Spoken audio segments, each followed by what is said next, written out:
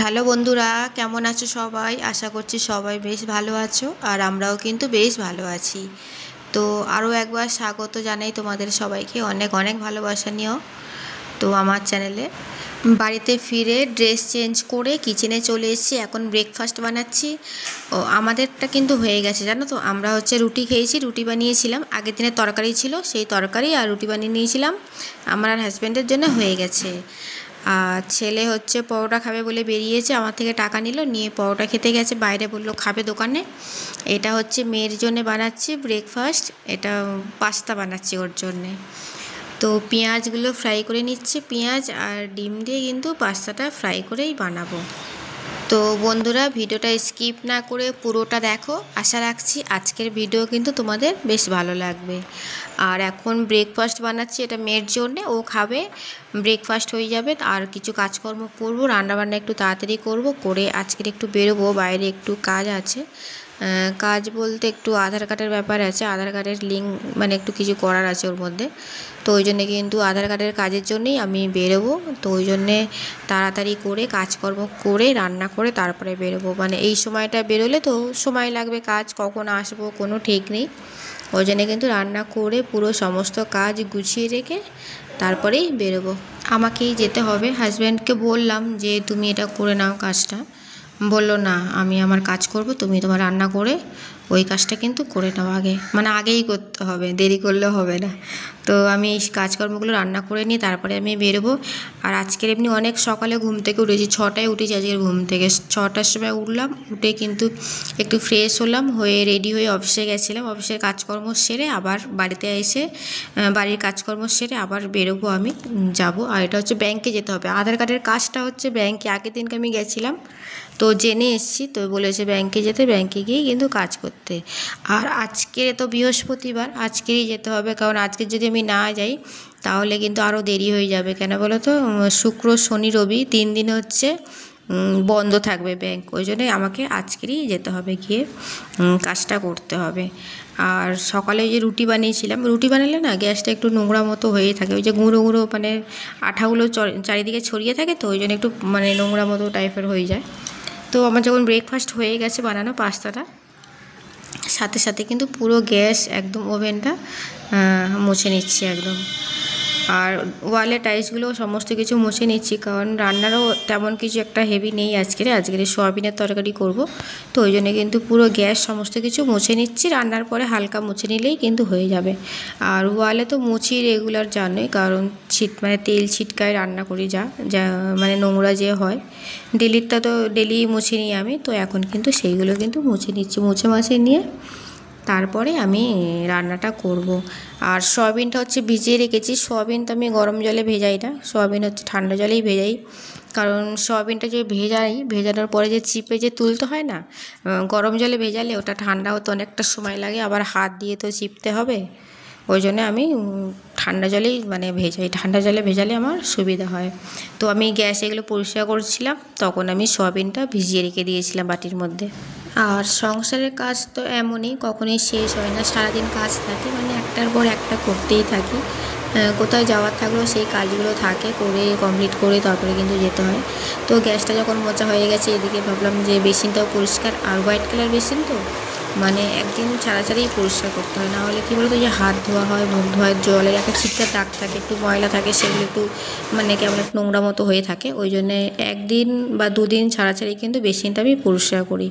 তো এই সমস্ত কিছু কাজগুলো করব। আবার আবার ছেলের রুমের আয়নাটা মুছবো, এই যে চলে এসেছি এখন ছেলের রুমের আয়নাটা মুছতে, এটা আমার ছেলের রুম।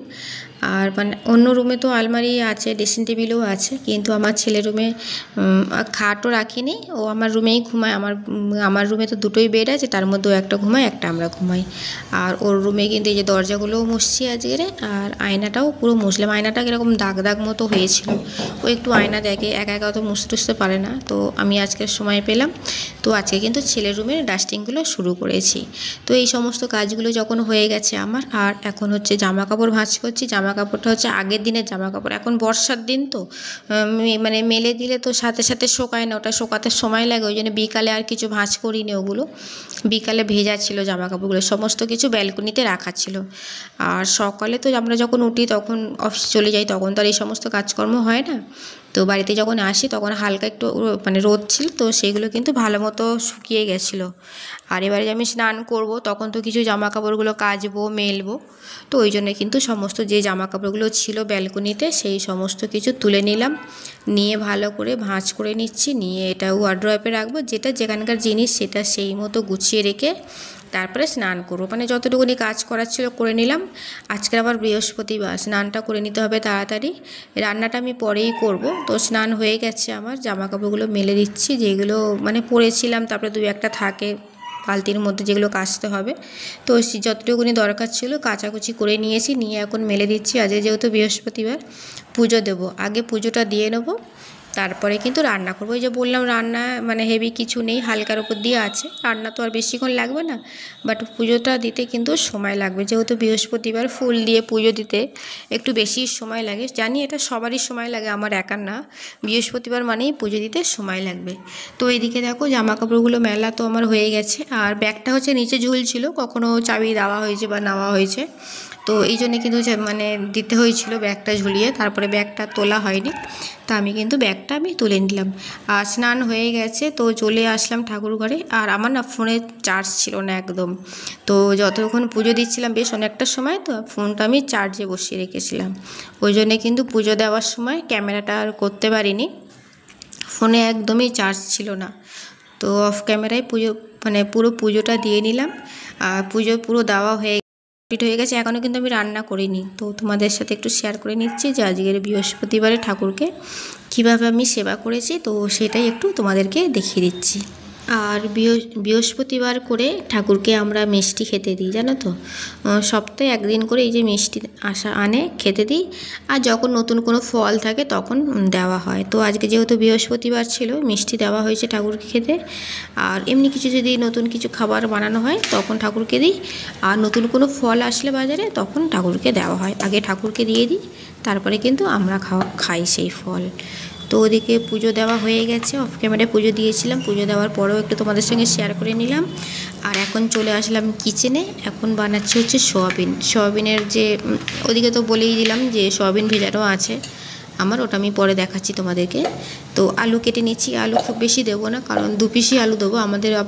আমরা তো আলু খুব একটা খাই না, আমাদের বাড়িতে আলু খুব একটা খাওয়া হয় না, একদমই কম, মানে একদম যে না দিলে নয় তা তো না, অল্প দিতে হবে, তো ওই জন্য কিন্তু 2 পিস আলু দিলাম, বেশি দিলাম না, 2টো আলুতেই আমাদের হয়ে যাবে। তো এইদিকে দেখো সোয়াবিনটা ভিজিয়ে রেখেছিলাম, তো ভালো করে জল চেপে চেপে তুলে নিলাম, নিয়ে কড়ার মধ্যে অল্প তেল দিলাম, দিয়ে ভালো করে ভেজে নিচ্ছি ওটা। ওর মধ্যে একটু নুন দিয়েছি আর একটু হলুদ গুঁড়ো দিয়েছি, নুন হলুদ গুঁড়ো দিয়ে ফ্রাই করলে না তাহলে সোয়াবিনের ভেতরে ভালো মশলাটা যাবে, সোয়াবিনের মধ্যে নুনও ঢুকবে আর হলুদও যাবে। তো এদিকে সোয়াবিন তো ফ্রাই করা হয়ে গেছে, ওটা তুলে নিয়েছিলাম, আর এখন তেল দিয়ে আলুটা ফ্রাই করছি, ওর মধ্যে একটু মশলা দিয়ে দিলাম, আর ভাতও ফুটে গেছে, তো বেশিক্ষণ লাগবে না রান্না করতে, তো ঝটপট করে এই যেটুকুনি বাকি আছে সেই সমস্ত কিছু কমপ্লিট করে নেব, নিয়ে তারপরে কিন্তু আমি বেরোবো। ওই যে বললামই তো যে কী কাজ আছে, এই সমস্ত ডকুমেন্টসের কিছু কাজ থাকলে না সেগুলো আমাকেই করতে হয়, আমি একা বেরিয়েই করে নিই, যখন যে কাজগুলো থাকে ওগুলো হাজব্যান্ড আর করে না। তো আমি বেরোবো এখন। রান্না আমার হয়ে গেছে, সমস্ত কিছু রান্না করে নিয়েছি, আর খাবারগুলো গুছিয়ে রেখে দিয়েছি, এখন রেডি হব, হয়ে বেরোবো, একটু কাজ আছে বললাম। তো এখন তো ভিডিওটা কিন্তু এখানেই এন্ড করব, আজকের কিন্তু ভিডিওটা বেশি বাড়ালাম না, তো ভিডিওটা এখানেই এন্ড করছি। তো সবাইকে টাটা বাই বাই, সবাই ভালো থেকো, সুস্থ থেকো, অলওয়েজ হাসি খুশি থেকো। নেক্সট ব্লগে আবার কিন্তু তোমাদের সাথে দেখা হচ্ছে। আর ভিডিও ভালো লাগলে কিন্তু লাইক শেয়ার কমেন্ট অবশ্যই করো, আর যারা এখনও পর্যন্ত চ্যানেলটাকে সাবস্ক্রাইব করোনি তো ঝটপট সাবস্ক্রাইব করে পাশে থেকো। টাটা।